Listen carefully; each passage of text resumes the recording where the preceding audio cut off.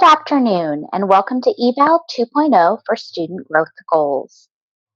For today's session, I have muted everybody. Please notice that on the panel, I do have the group chat window open for questions as we go.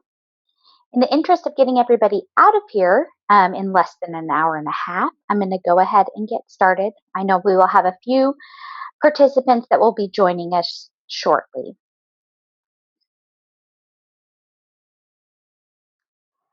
My name is Christina Wombold, and I work for ESD 112 as a digital learning coach. That means that I go into the classroom with teachers and help integrate the technology that the districts purchase. I also facilitate the eVal questions and training for ESD 112.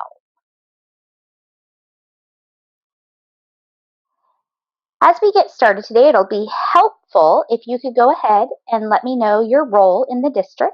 I have placed a poll.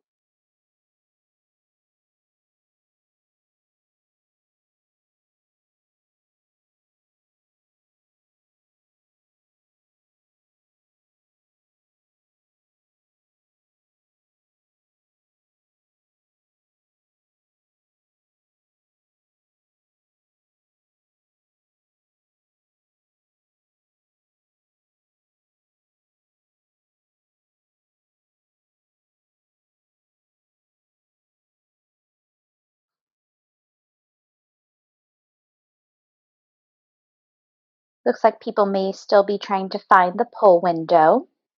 I'll go ahead and end the poll just to show you what it looks like. It looks like of the one person who voted, it looks like the role is educators. Next time I put up a poll, it should float around on your window and you'll be able to vote.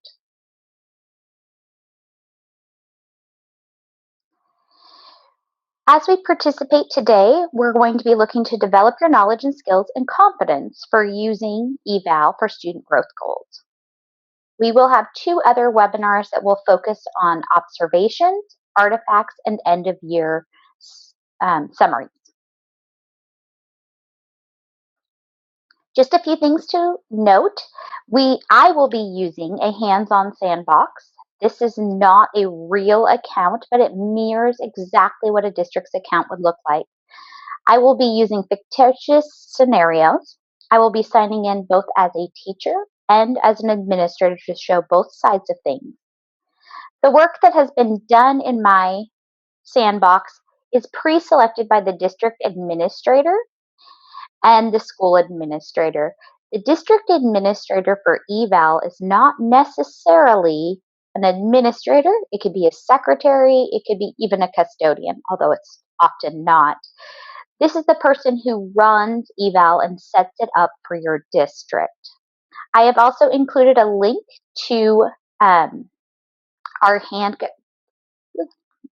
guide, and I'm going to place that in our chat window as well. I highly encourage you to download this user guide and use it as a reference.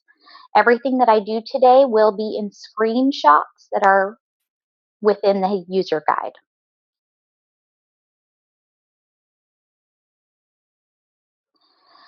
eVal 2.0 is a little different than eVal 3 years ago, and the shift has focused on the evidence collection. As I mentioned before, the district administrator configures your eVal, so your district's eVal may be configured slightly different than the sandbox that I'm using today.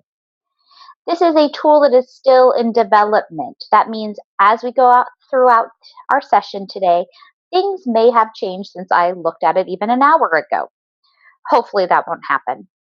And with that being said, I am learning along with you as updates are constantly happening. I will also note any specific questions or comments that you have and share those with the developer to improve our product. In preparation for today, I, as the district administrator in the sandbox, have gone ahead and assigned teachers to their principals.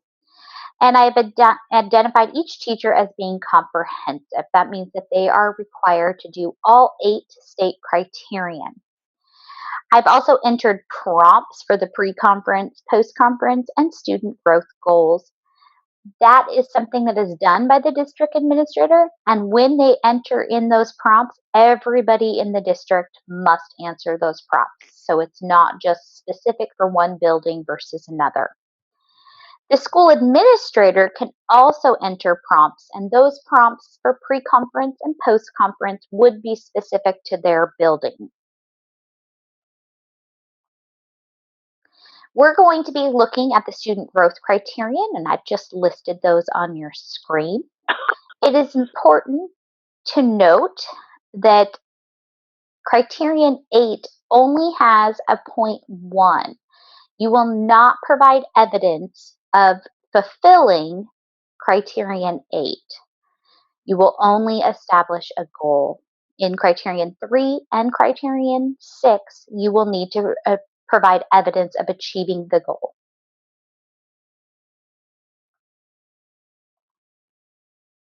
I'm going to go ahead and join in through this sandbox.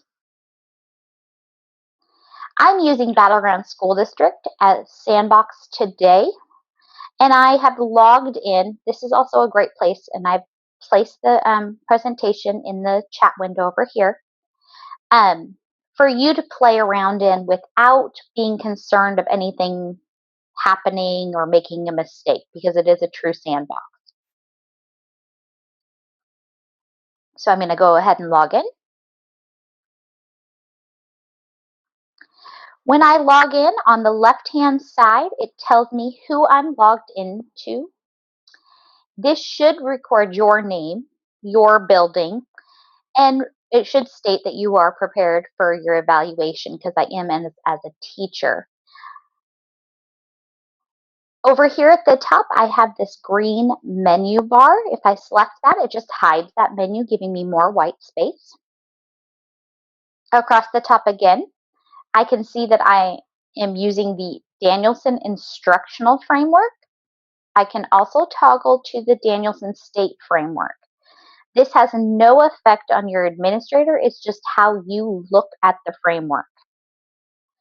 Under my Account button, I should see what district I'm in, what framework I'm using, which is going to be the Danielson framework in this case, what school I'm at, and what status I'm in. While I point out this button, it is important to note email notification, which is new to eVal. It would be ideal for you to go through the email notification and decide what you would like an email for. For today's purposes, since we're just focusing on student growth goals, I have set it up to immediately notify my evaluator has declined the unlock request. I also want to be immediately notified if my evaluator has accepted the unlock request. These terms will make more sense as we go on. I've also set it so that I will get an immediate notification when my evaluator has shared their scores with me.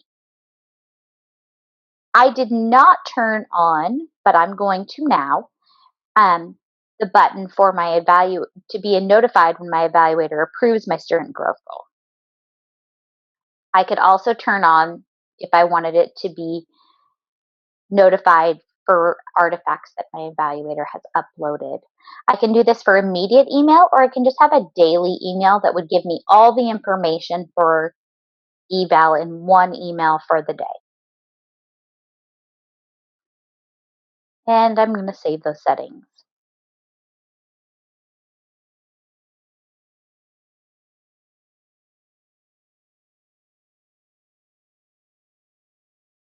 My district administrator is, again, not my principal or evaluator, and everybody in my district had to answer this question. I've just copied and pasted my response here. And now I'm going to enter my goal statement. My goal statement should be a timely, measurable, SMART goal. And I'm going to go ahead and post this in. And my goal statement is, by May of 2018, 100% of the ESL students in my class will improve by one performance level in writing. as measured by the district's rubric for writing.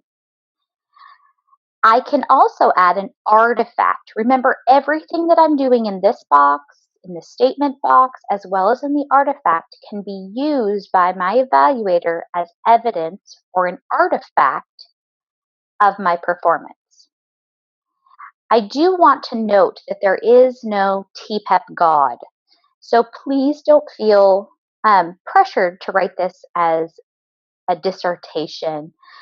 Use this area to have a conversation with your evaluator. Speak to them like you would speak to them on any other day. In this case, I am going to add a new artifact. And when I click on that button, it opens up with an artifact title. This is something that you may want to discuss with your evaluator. Does your evaluator want you to leave this title? And this title says Artifact 2017-2018.1. The next time I add an artifact, it'll be point 2. Or would my evaluator rather I rename this? I have 3 ways of adding my artifact. I can add a file. When I click add a file, it opens up a window. You will see that I can choose my local file. This is just like attaching any document that is on my computer. I can access my camera, so my webcam to take a picture. I can insert a link. I can even upload something from Facebook, Google Drive, Dropbox, Instagram, Evernote, Flickr, or OneDrive. So you can tell you have lots of options. For today's purposes, I'm going to choose a local file, and I've got it on my desktop, and I'm just going to pick pre-writing data. So once it uploads, it does list the file name here. I also have the option of entering a friendly title. That's if my file was labeled 36782_7, something like that. I'm going to come over here and click Done. And now I have an optional area to provide some rationale. It has already aligned my artifact with Student Growth Goal 3. So I could add some rationale here for why, but for today's purposes, I'm not going to. Now I'm going to click Save and Close. And it is taking me back to the student growth goal, and I can see my prompt, my statement, and that I've added an artifact. Because this teacher is comprehensive, I'm going to have to continue working through 6.1. And there is a prompt here as well.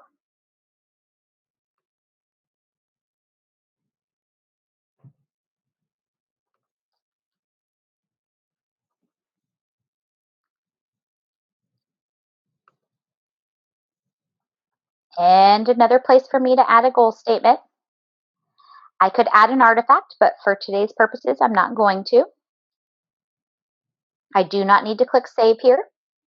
And then I need to go into 8.1.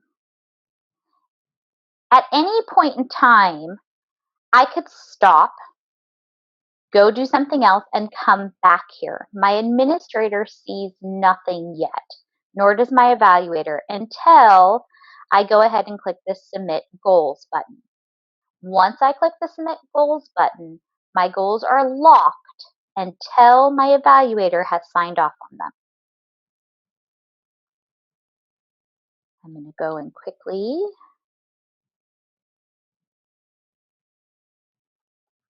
enter some information in here.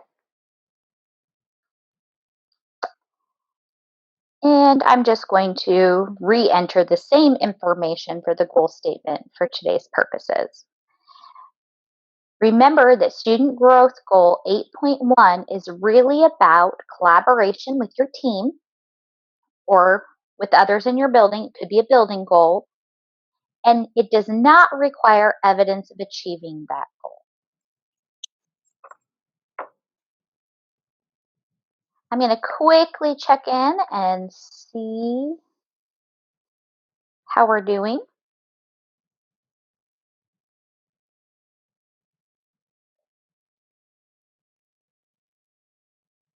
And it's not letting me launch the poll, of course. Oh, there we go.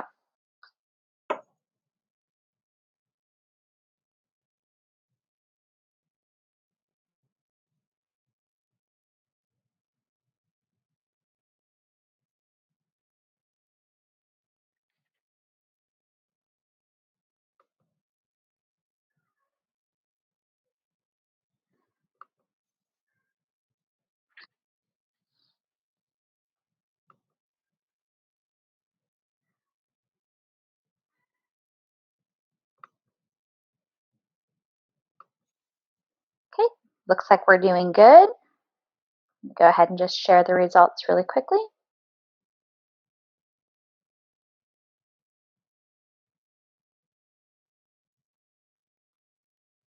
Okay, at this point, I have drafted my goal. I have answered all 3 goals. If I'm on focused, I am only going to see one of these. I would not see all 3 of them. And most people would see goal 3.1. Since this is a comprehensive teacher, I'm going to go ahead and submit my goals. A window will appear that gives me a little bit more guidance. Your evaluator will be notified that your goals are done and available for review. Your student growth goal area will become read only until your evaluator has signed off on the goal. The signing off goes both directions. I, as the teacher, write the goal, my evaluator signs off of it, and then if my evaluator wants, or if I wanted to, as a teacher, change my goal, I would have to have my evaluator sign off on the change of the goal. That's in place so that nobody changes their goal to make themselves look better later in the year. Not that anybody would do that. Now that I have finished this, once my administrator signs off on it, I am going to see student growth goal 3.2 and student growth goal 6.2. These are the goals that allow me to provide evidence of achieving those goals. So I'm going to click continue. You will now see that my goal is under review, and I could request to unlock it. That would send an email to the administrator saying that I wanted to change something. Before I move on to the administrator side of things, we have one more step to do. We added an artifact, but our artifact is not shared. It is shared with our teacher. That is new. I told you things would change as we went. So it did go ahead and share that automatically. Previously, I've had to share that when I sent it with my student growth goals. As I said, always changing. I'm going to log out now. I'm going to log back into the Soundbox as the administrator.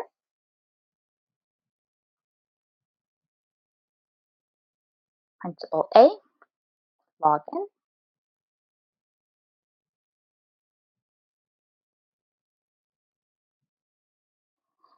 When the principal, because I know I'm the principal because I'm up here in the left-hand corner, it says principal. When the principal signs in, they are able to see this panel, and this panel will show them at a quick glance everything that's going on. They could also toggle to the student growth tab and see what they need to do. You can see that teacher A, which is who we were at the beginning, has shared her goal or his goal, and that I have not signed off on it yet. I can click on teacher A here, and I'm going to be able to go in and see the goal statement, and I will be able to see all of the different pieces. So I'm going to start with 3.1. This is where I'm going to be able to score it as an administrator, give it a criterion as unsatisfactory basic, proficient, or distinguished. Over here, I have a little navigator. This is Performance Navigator, so I could also look at it by saying that this teacher is proficient. When I click on it, now it's going to show proficient under the 3.1.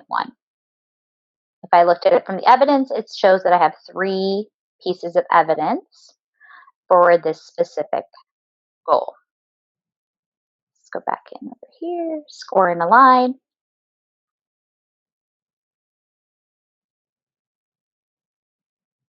Thank you.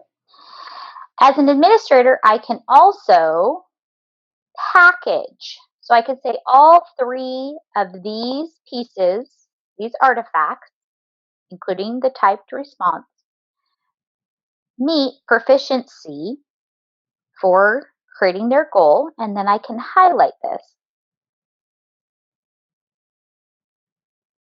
and create a package. As an administrator, this helps me at the end of the school year. Instead of having to go through and look at every artifact individually, I can go back and look at packages of artifacts that have the pertinent information highlighted in the rubric. So I'm going to go ahead and create the package. And if you wanted to know more about packages, you can look at page 66 of the user guide that I have linked in the chat window. I will see that there is a proficient, and if I look at the performance, it shows that there is proficiency and 3 items under it. Now I'm going to go over to the goal sign off button. And this is where it says, oops, you haven't done all of them. As an educator, that would have happened had I not finished them all as well. So I'm going to quickly go in to the summary, and I'm going to grab 6.1, and I'm going to say that person is proficient, and I'm going to come back to the summary again and go down to 8 and score that as proficient as well. And now I can sign off on the goal. This window appears for the administrator. This is where I can provide a summary of the meeting. Hopefully we've talked about this, or I can set up a calendar invite. At this time, there is no calendar integration with eVal. It will send an email, but will not invite them to a meeting. I'm not going to say anything at this time, and I'm just going to click sign off.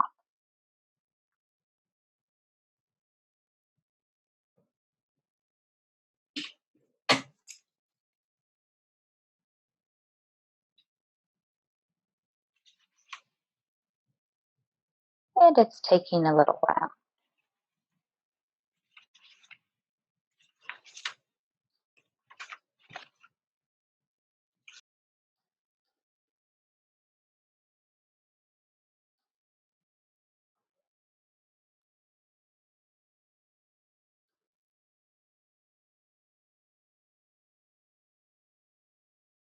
This can be one of the challenges of using the sandbox. Sometimes things take a little longer than they should.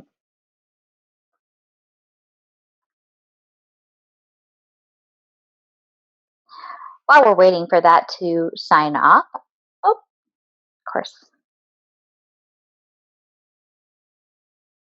back in, and let's see if it actually signed off on the student growth goal. Oh, and it did. It just was taking a second. Before we switch over to the teacher view, I did want to go through the panel over here a little bit more and show you the training options. Training options will open up the dashboard of the training section. It has Burka group videos and national board videos. And when we click on these national board videos, they are aligned to the state criterion. And they are very good. So you can go ahead and view any of these videos if you need to get an idea of what that might look like. I'm going to go ahead and log out as the administrator. Go back in as the teacher.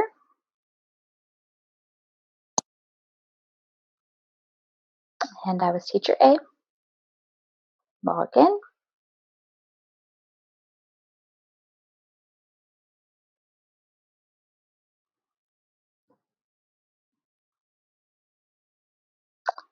And now I can start collecting evidence. So I'm going to be able to go in and view.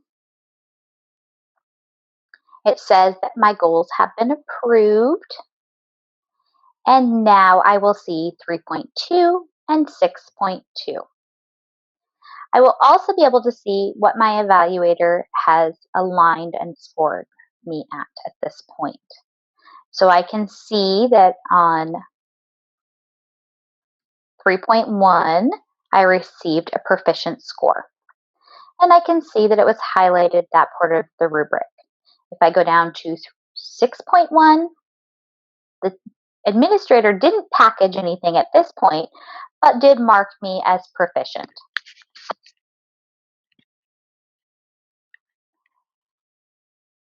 The packaging isn't important for the educator, it is more important for the administrator. So if you don't see any packaging, don't be concerned. And then for 8.1, I can also see that I was marked proficient and what I have included. Up here, of course, I can always request to unlock my goals. And normally that would be a conversation with my evaluator before I requested it to be unlocked. Now I can go into 3.2. I have the rubric reference here. 3.2 says that to be a proficient educator, I need to have multiple sources of growth or achievement data from at least 2 points in time, showing clear evidence of growth for most students. I'm going to go ahead and show that by adding a new artifact. And I'm going to do it as a file again.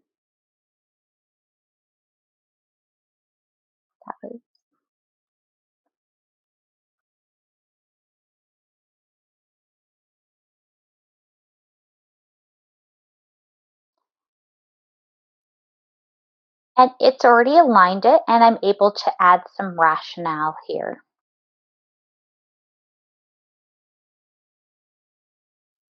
I'm also going to go into 6.2, and I'm going to add the same piece of evidence. For today's purposes, that'll be fine.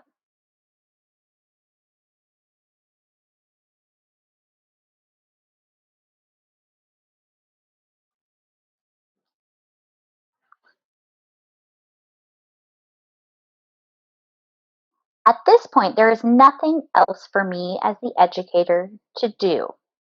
Now, I did want to point out that under the Artifacts tab, I should now be able to see the various artifacts that I've included. I've included 2 artifacts under C3, and I've included 1 artifact under C6. I can also go in here and edit any of these. And by editing one of these artifacts, I am going to be able to connect it to an observation if I wanted to. I would also be able to align it to other things. This is very important because we want quality, not quantity of our artifacts. Every artifact that we upload, our evaluator must align and score. So I may have an artifact that meets multiple criterion. So let's say this also met instruction, using assessment of instruction. I could click on that. I could also say that this is using planning because I designed this student assessment. And I'm using the student assessment and my knowledge of my students. And click Done. Now, this artifact is aligned to multiple things besides just the student growth. And I'm going to click Update and Close. You will see over here on the right-hand side, the rubric says I've already attached the items. I've already aligned it to the rubric. I did not connect it to an observation or my self-assessment, and I have shared this artifact. Now that I've added new alignment, which I can do at any point in time, I need to update this. And it takes me back out to my artifact window. And in this artifact window now I see that it has been aligned to multiple areas.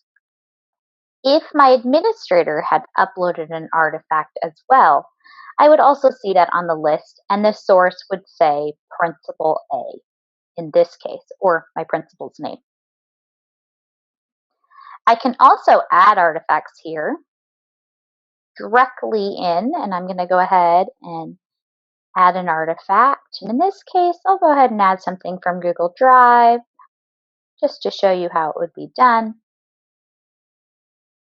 I have to click this Allow button. That's just giving it access to find something in my drive.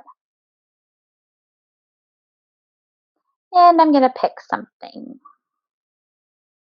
I have lots of files in here. I'm sure you do too. So I'm just going to pick a file. No particular one for any reason. And once I upload this file, I can align it wherever it needs to be aligned. So pretend it needs to be aligned to these things. And I'm not going to share this. This allows me as an educator to pre-store or save things that I think I might need for my TPEP evaluation without sharing it with my administrator. If my administrator needs it later or doesn't have evidence of it, I already have it loaded into the system. I can go back and then share it. Some people choose to upload a lot of things and not share it. Other people choose to only upload what their administrator or evaluator has asked for. I'm just going to say save and close. And you will see on the screen that I have uploaded that file, but I have not shared it. That means my administrator cannot see it, nor do they know that it's even in there.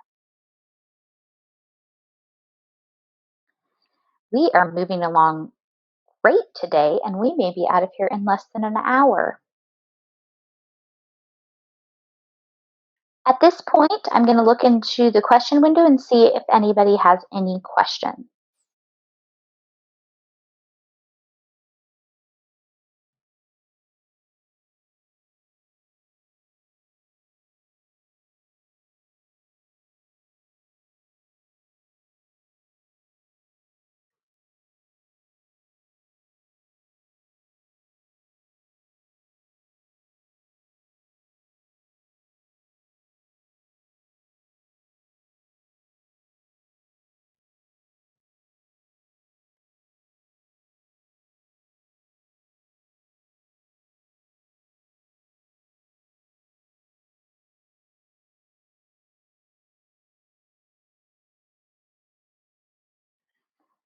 Wait time can be hard, especially in a webinar. It looks like I haven't seen anybody with any questions. I'm going to review just a few menu items, and then we will call it an evening. You will still get credit for the entire webinar. You do need to complete 3 hours to get clock hours and between the 3 webinars, which shouldn't be a problem. I'm going to briefly show as the teacher what also is showing up in my menus. So we are in the artifact menu, indicated by the green light here. We can go into the year-to-date evidence, and we will see that there is some evidence collected. That's what these little indicators show. And it will click on and show you exactly what it is. I do like to have this show critical attributes turned on because this gives me a very good description of what I should be doing. My student growth goals menu, which we've been working in already, shows that my goal has been approved. My administrator has not completely signed off, but I did want to show you the goal sign off report. And I can go to view, and it has downloaded it onto my screen. And it just shows what they've scored me as well as what items are in there. This may be something that you want to download.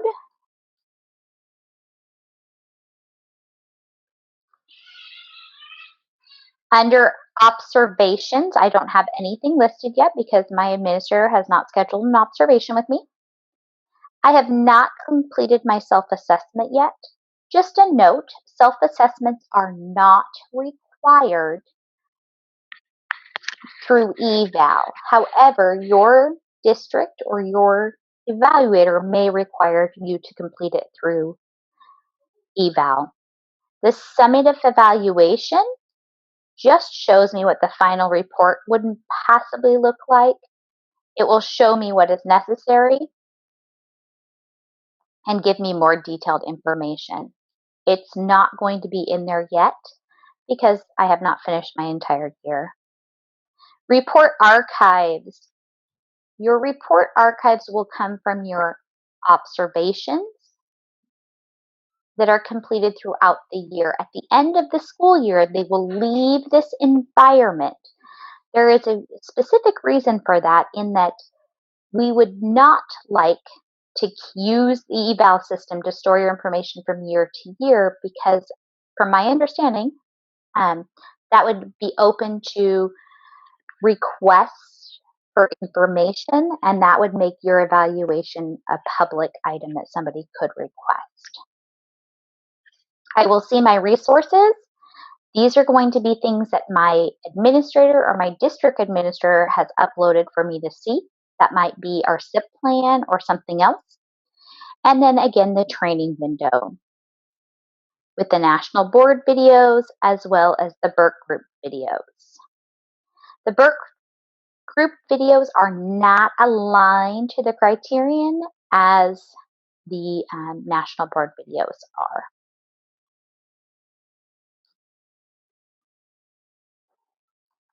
And then my dashboard is going to be the summary that shows me everything that I've done up to this point.